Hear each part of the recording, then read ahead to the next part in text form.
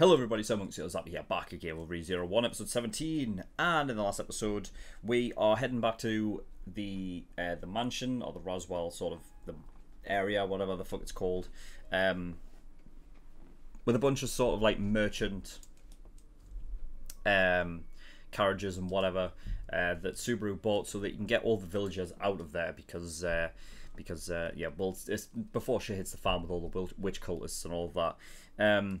And we ended off on like a weird cliffhanger regarding some massive fucking mist thing, and behind the mist is a massive eye that's huge. I don't know, there's this whole thing of like some sort of ghost fucking, I don't know, guy in a carriage with a bandana. I'm confused because I thought, like, before you even bought them, they were sitting around a campfire.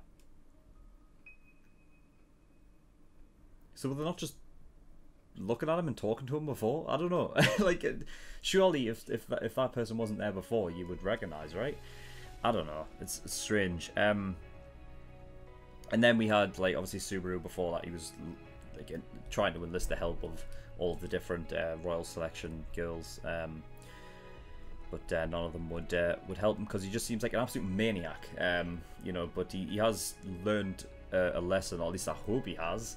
If he has to go back and redo everything in negotiations and stuff, he should be able to play it right this time because of past failures. Because they all say, yeah, you can't change your past or whatever the fuck, but you can. But obviously they don't know that. So yeah, I think there's nothing really to talk about on that. So we're just going to get into episode 17, see what we get. So without further ado, let's go. Alright, let's find out what the fuck this massive fucking thing is.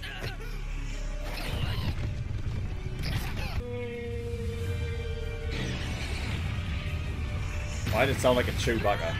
I can't do a Chewbacca.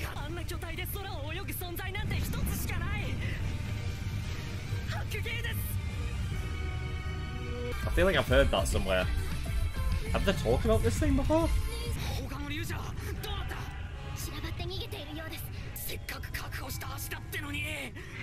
Oh, all that money gone to waste. Oh shit.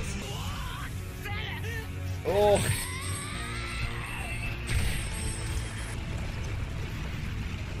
What's the deal with this thing? Oh shit.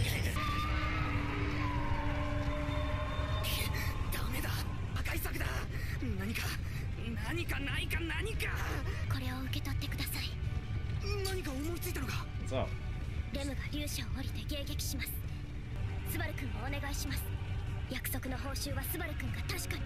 Oh, he still has the money, okay. Oh, Rem, come on! This is it.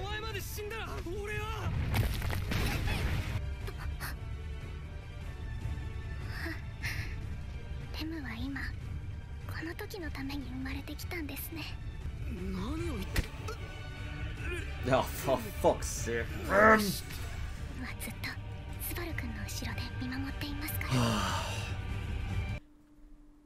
God's sake, Rem. He's just got. Well, he's gonna have to die again, isn't he?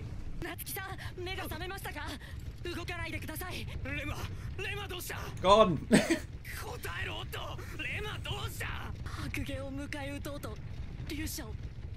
I ain't sure you should remember that. I should have told you that.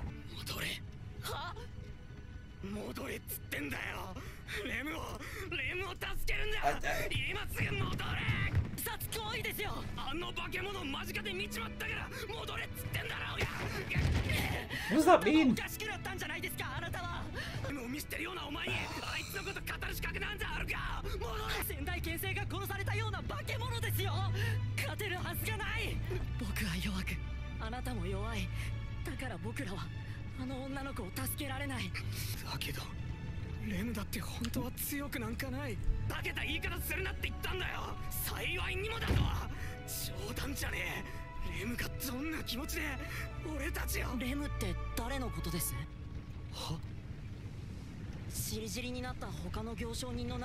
He was just talking about. いきなり何をするんですか。ふざけんな。俺たちを逃がすために残ったレモン刺して誰のことだなんてふざけんな。てめえ殺されたのか。白芸を見ておかしくなったんじゃないですか。Oh fucking hell, it's back again. なんだって僕らばかりよ。白芸の魔獣なのか。俺の体が That's a 引き寄せてるってのか。そんな俺のせいで。夏希さん死んでください。What? 取ってくださいよ。死んで僕を助けて。 Fuck.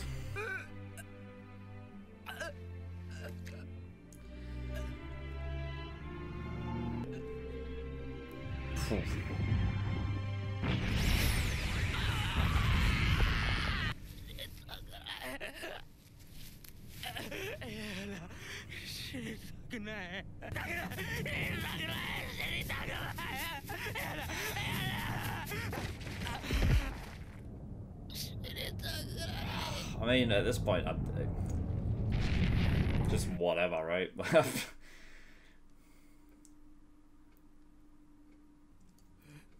I don't even. I'm just confused. I don't know what's. Why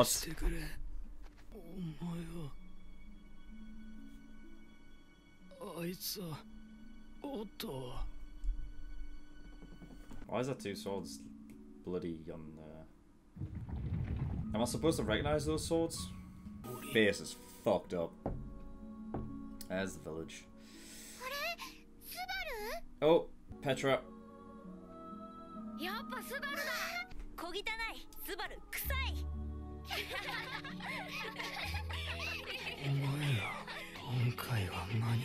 I know, but Rem's gone though. Taking it at the mansion. Oh, fucking hell, man. Oh, God, no. I hope this doesn't end up being a save.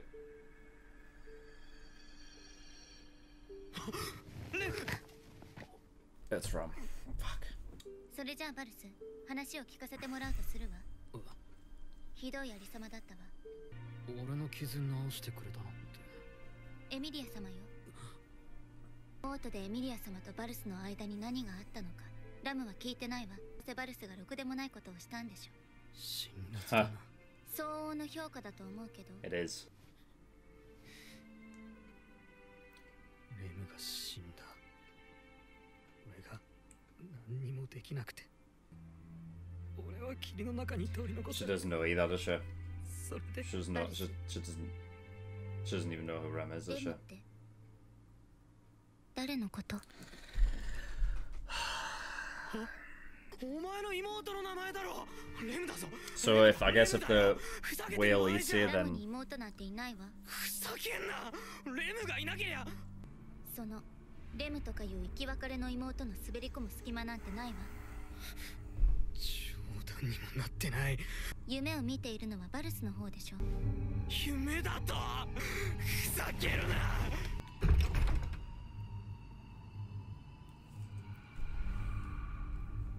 嘘だろ。レムはここには。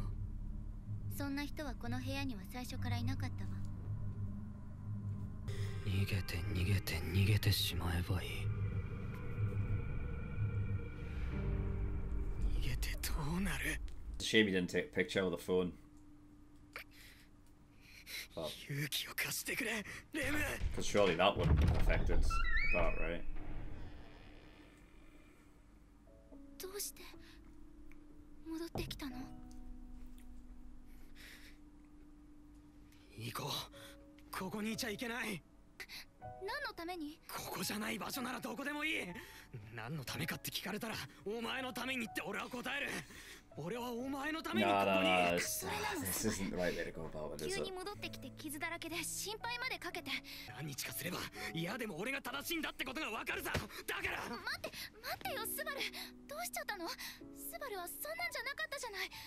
いいから黙って俺の言うこと聞けよ。誰も救われない。俺はもう苦しみたくないし泣きたくなんかないんだよ。俺の言う通りにしてればいいんだよ。なんでごめんね。 Back around and circle あ like げたいの。 a circle again. 今はそうしてあげられる時間がないかもしれなくて。うまくいかねえよ。やれるわけがない。全然ダメだ。口ばっかりだ。救えない、救われない。無茶と無謀を積み重ねて、重ねた無理と同じ数だけ死体の山を見ることになる。どうしてスバルはそんな苦しそうに泣いてるの？俺をここまで送ってくれた。違う、ここまで連れてきてくれたレムのために、レムのためにもやらなきゃいけないこと。 And she's not gonna know who Rem is either. お前もレムを忘れるのか。スバル、いいさ、全部話してやる。このままお前らがレムのことを忘れるなら、何もかもさらけ出して血ヘド吐いた方がマシだ。来るなら来ればいい。心臓くらいくれてやる。俺は死に戻りして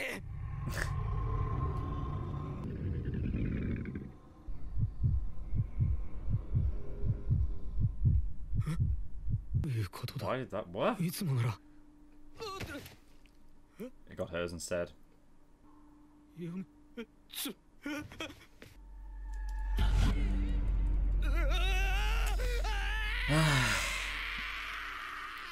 As soon as he says that, like, he doesn't care if it happens to him, it happens to somebody else. まるで世界で一番不幸だとでも言いたい Oh shit! なのよ。 Beatrice is here. About time. It's my favorite 言い character. 出してこれないかしら。一度本体に戻されてしまっただけなのよ。ここで殺してくれ。ベティにお前を殺せだなんて、そんなの残酷すぎるかしら。 All phased. どうせ何もかもダメだけど、ベティはロズワールとは違うのよ。痛いのも苦しいのも恐ろしいのも全て嫌になったかしら。 Huh? せめてベティの見えないところで死んでしまえばいいかしら。本当にごめん。 Oh, here we go. ペテルギウス、この胸に抱いていらっしゃるのはひょっとしてハンマの娘ではありませんですかね。連一つすら乗り越えられず、天津さえ大罪の一つすら向き合えず、待望を抱いた挙句に最初の石ころにつまずいて終わるとは。 Ah, it's the first time I've seen that. あなた今見えざる手を見ていませんですか。おかしい、間違っている、謝っている。私の剣の平の剣の他の誰かが目にすることなど許されないのだぞ。ハンマーの肉体破壊したらあなたはどれほどいい声で泣いてくれるのですかね。やめてくれ。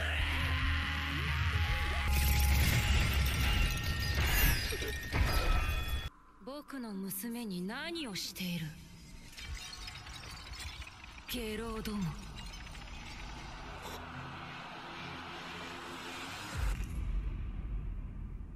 Oh shit. Okay, episode 17. Oh, it was Puck. Puck was the big fucking entity bloody thing.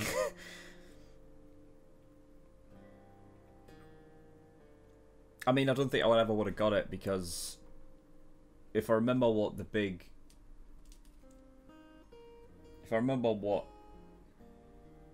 he looked like, he looked more like a wolf than a cat, so I would have never gotten that.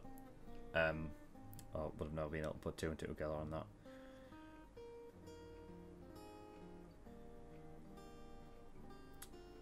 What's interesting is the fact that he calls her daughter, though. So, in that case, then it's what Emilia's parents. I mean, Puck's a dude, right? Puck's like a male spirit, so it must be.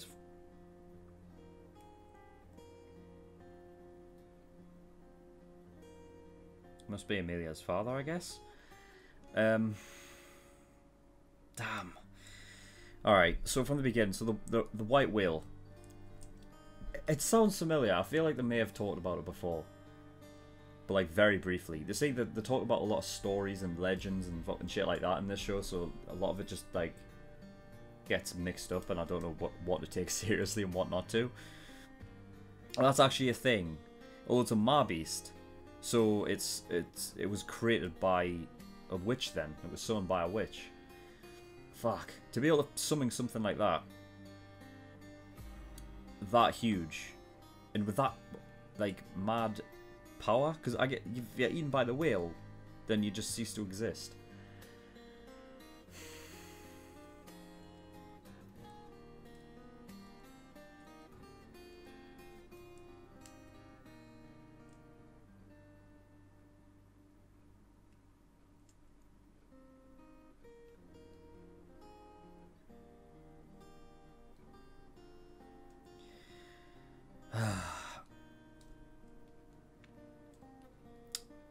But with on the carriage, Subaru was being selfish again, like having to go back. It's like she sacrificed herself. That was the point. If you go back, then you've undone everything that she just did. Didn't really matter though, because the whale caught up anyway. And then when Otto fucking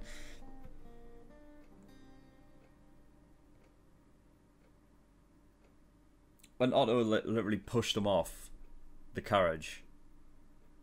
Damn. I mean, the way Subaru was acting, you know, kind of deserved it. But what Otto was, when Otto said that, you know, you die so I can live, very fucking, wasn't expecting that of him.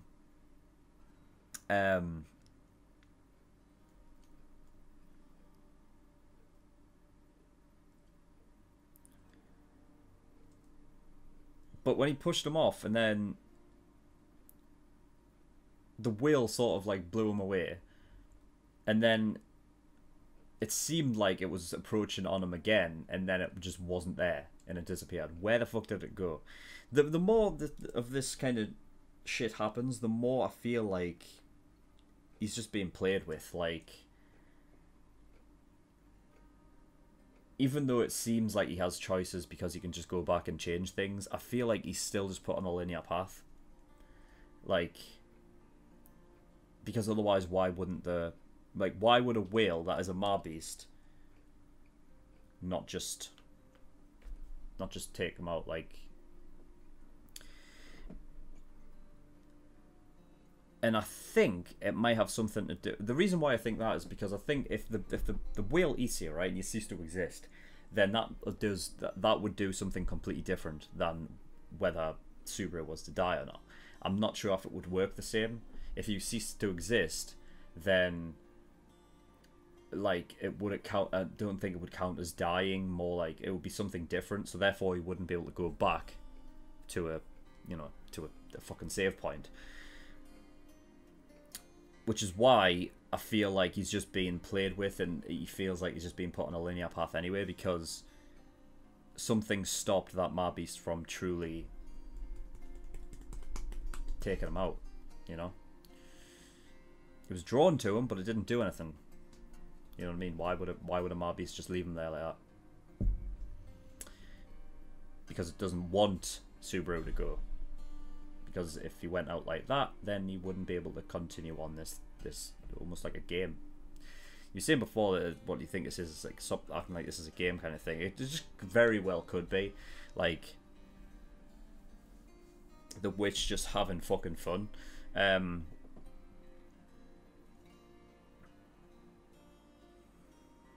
mean, he has another theory. What if the witch brought him in to fucking, like, summoned him in to cause, like, for him to be like the cause of havoc between everybody, you know what I mean? So nobody trusts anybody, and like it's sort of like, you know, it breaks down from the inside society, which makes it easy pickings for the witch. That could be the shit.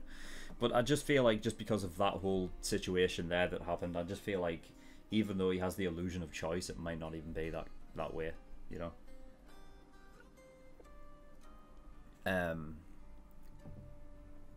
So yeah. But he got back before everyone died. All the village was fine. And I don't know how long he was out for, but he came back into...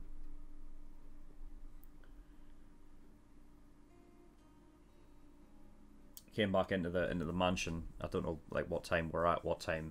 I guess it was that night that it happened then, because that's when Beatrice obviously teleported him out, and that's when they showed up. So I'm guessing it was at that point.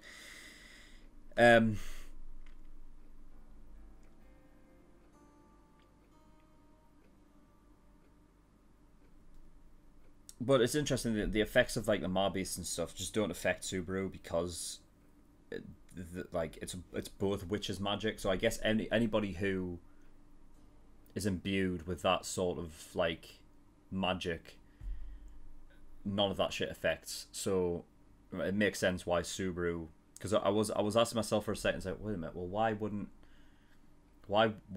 Subaru remember, like, not like why does he still remember Rem, you know? But then when it was pointed out that the whale is a Marbeast, then it makes sense. I guess anyone that's imbued with that sort of magic, it just doesn't affect. So yeah. I mean, there's something to be said about Emilia not saying anything afterwards. She only said Rem with a question mark. She never really confirmed that she couldn't remember Rem. You know what I mean? I'm feeling that's just what Subaru assumed. It's tough to call either way though. I don't know. I feel like because she never really fully explained, I feel like she actually did remember Rem, because there is something with her that is also witch related. You know, everyone calls her because she's like everyone seems to think that she is related to the witch. So she probably is. I don't know if the witch is actually her mother and the father is actually Puck, and there's something with that there. You know, there could be something with that. So, you know, there's nothing to say that with Emilia being possibly the daughter of the witch or related to the witch in some way is imbued with witch's magic, therefore the white whale magic shit doesn't affect her, so she remembers Rem as well. But yeah, there's that whole thing. Oh yeah, there's another thing I need to write down as well. I got sidetracked. The whole Beatrice thing. So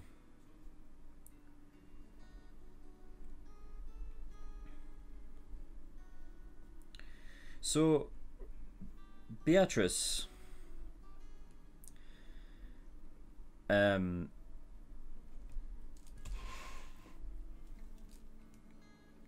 puts on a face, like a sort of a facade of, like, you know what I mean, of what she is, but you could see there at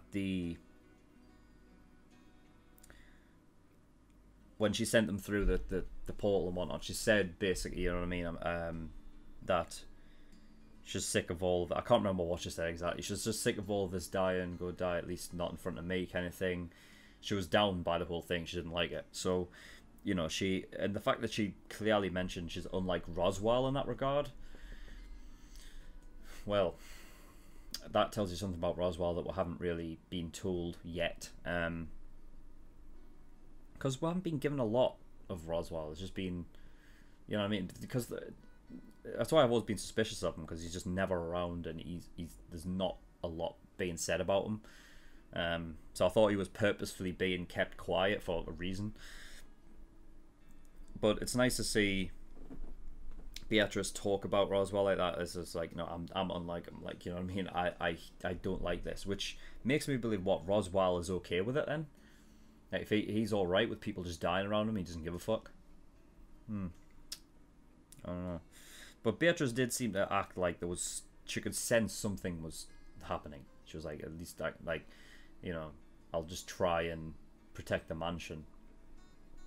So she could sense that something was up. Because I'm glad she showed up, because I wasn't sure where she was. I know she has that whole library thing, which could be placed like anywhere in the, like, she's in like almost like, it might as well be a different dimension kind of thing, so she could always stay like clear from it. But I was wondering what would have happened to her when everything was going down in the past lives over there and everything went to shit. Don't know. But, you know, Beatrice has a sort of, she seems to have a keen eye on actually what things are as opposed to what everyone else sees, I guess. She obviously has this sort of connection with Puck. So, you know, and the fact that she's like, Puck has got like going back to his original form. She clearly knows something. She obviously is aware that stuff can happen. Like, I guess what happened in the other episode where he's a massive fucking huge spirit that towers over the mansion or whatever. Like, I guess Beatrice is like understands shit like that stuff like that can happen. I don't get what it means by original form. Like, I guess he's not as cute as he was before, like at the end there, but he still, you know, looks similar. He's still, you know, you can still tell it's him. And now that I think about it, yeah, when I remember, what I remember is Puck saying now at the end of episode 15 where he says, sleep along with my daughter. Now that I think about it, I was just listening to the same voice there at the end of this episode, and yeah, it does sound similar. So, you know, maybe if I wasn't watching 2 a week, I could pick up on it. But yeah, that's God, that's meant, like, I don't know what's going to happen now, because Rem is sort of out. We don't know if she's dead yet. She could have just been eaten by the whale, like swallowed whole, and that just means she ceases to exist to everyone, but she's still inside there. Maybe there's a way to get her out, because the thing is that Subaru's not dead yet, so he hasn't gone back. We don't know where his save point is, if it's moved forward or if it hasn't. So, you know, if his save point is after Rem sacrificed herself, then the only way she's coming back is if she's not dead at all and she's just in the belly of the beast, and that just counts as being ceasing to exist. I don't know. But yeah. And finally, the last thing I'm going to talk about is the way that, you know, I don't think I'm the only one that is kind of, I don't know about this show is very emotionally draining. Not because, well, obviously I said before, like at the beginning of episode, the episode before this one, I said that like maybe I'm not like as emotionally connected, but I just feel like, even though it doesn't, I feel like it's just mentally straining, because I think really what you're looking at is you're seeing all of the mistakes Subaru's making, and then you're seeing him not learn from his mistakes and actually getting more manic over time. And I think that can be very, like, it can really grind people, I think, like, you know, and be like, fuck's sake, Subaru, will you just you know what I mean, change something up. And I think there's a great what's the thing is the whole idea behind, like, you know what I mean, the definition of insanity is doing the same thing over and over and expecting things to change. You know, and I think that's exactly what is happening here. Like, Subaru just, you know, going around in circles, acting the same way every time, and saying, no, just you listen to me, right? And that you're doing all this selfish shit and not explaining a word of it. Now I get it, you can't explain why. So I get, you know, there would be many people in this world that if they were in that situation would literally be breaking down mentally as well. So I get the reason why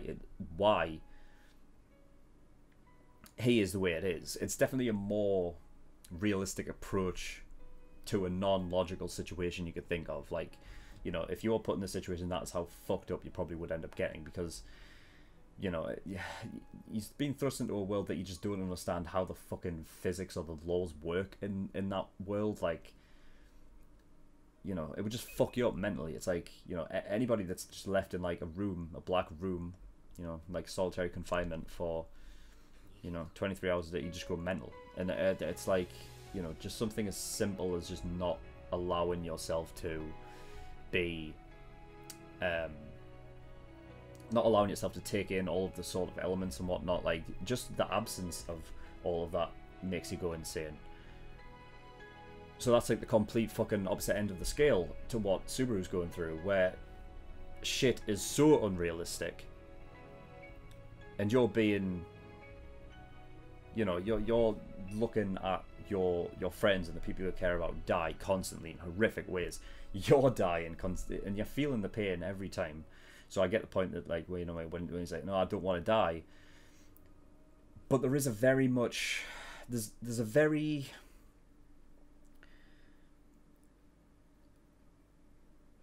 Subaru's very not constant. He's very much on one side of the scale or the other, and he just flips.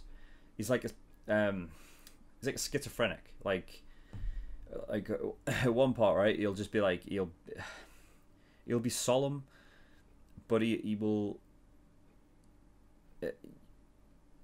you know, he'll be talking calmly or whatever, and then he can switch to just being a crazed maniac, like, you know, and that kind of unsettling vibe is, well, probably another reason why it's so mentally fucking straining, like, just to watch, so mentally draining, and you know, I think that can be very infuriating to an audience member, but I think it's also like, I mean, I'll tell you what, I will give this show props for is, like, definitely takes on like an approach that I've never really seen before. Like, to take you down a route that is so like,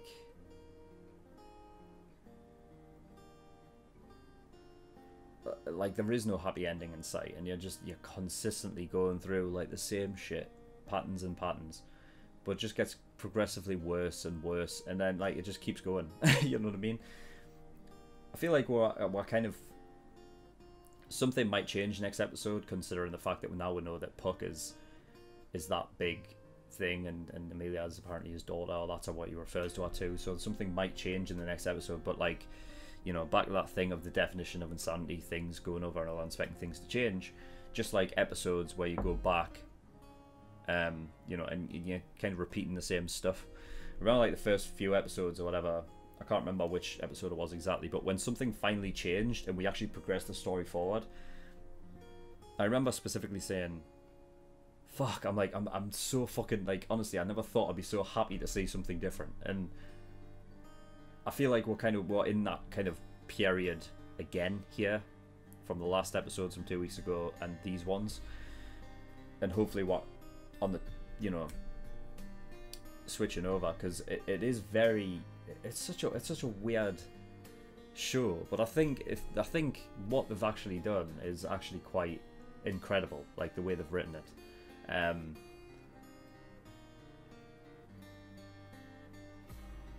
Just for the fact that, like, I can't even begin to even describe how, I can't even find any sort of similar writing strategy than this one. But I guess it's the only thing that could, you know, when you have shows that sort of go into the sort of time travel thing, I guess actually what you could sort of, but it's not the same scale, is actually Steins Gate, where, you know, he's going back and you can see him getting, you know, more mentally fucking like, you know what I mean? But eventually, Kyoma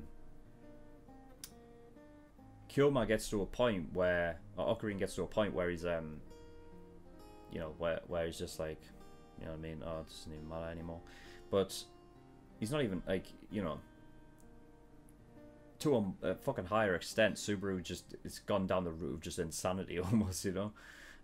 He's just really, really fucked up. What really would be mental if actually you saw what I was pointing out at the end of last episode about how it would be interesting to see if, like, the Archbishop, Sin Archbishop of, like, Greed or whatever, like how he would take to Subaru.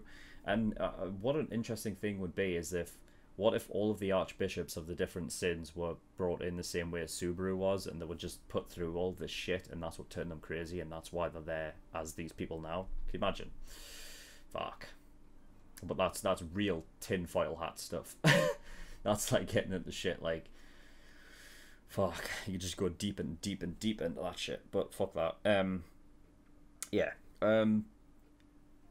But yeah, it's a very, very insanely told story. And I'm wondering if they did that intentionally, just so you can actually get into the mind of Subaru a bit, and just be like, fucking hell, something needs to change because this is doing my head in, kind of thing. You know, so So yeah, it's definitely interesting. We'll see what comes up with the story next week with Puck and all of that. Because I'm definitely interested to see that. So yeah, we'll pick up next week. But that is all for this week. So thank you everyone for watching. In the description below, I have links to certain things. One of them is the Discord. Do you want to go over there, especially if you want me to record reactors to certain shows, because that's where pools and things start. So you know, get yourself over there if that's what you want. Or if you just want to come talk to me in the community, you're free to do that as well. And Patreon. So if you do want to support me, you can do over on Patreon. I can give you a bunch of different rewards depending on which tier you want to be a part of. $5 a month, that's the early access, so that gives you access to all of my Patreon shows a week in advance. And for Code Geass and Psychopaths, you actually get 4 episodes a week, so you actually get double than everyone else. So that's pretty good if that's what you're into. So if you're coming for more reactions from me more frequently, that's where you want to go. $10 a month, that's a full length, so you get my full unedited reactions to all the shows I do. Everything I react to gets a full length. $15 a month, that is the exclusive tier, so for that you get access to another show I'm currently doing, which is Parasite. That's got about 2 weeks left, so you know, once I've finished airing that over on the exclusive tier, it'll go to YouTube for the general public, and another show will take its place. But you get an extra show if you join that tier, and also all OVA reactions and all movie reactions go into there as well. $50, that is the elite tier, so every time you pay you get a choice of a show that you want me to react to, and I will react to it. It'll go into the list, and I'll get round to it eventually. There's about 7 or 8 shows in there now, so it might take me a while to get round to it. But if you want to jump the list and go to the very front so that your show gets reacted to next, then you want to get God tier, which is $100, and that means that your show gets reacted to next. Yeah, but that is all. So thank you everyone for watching. See you all next time. Bye bye.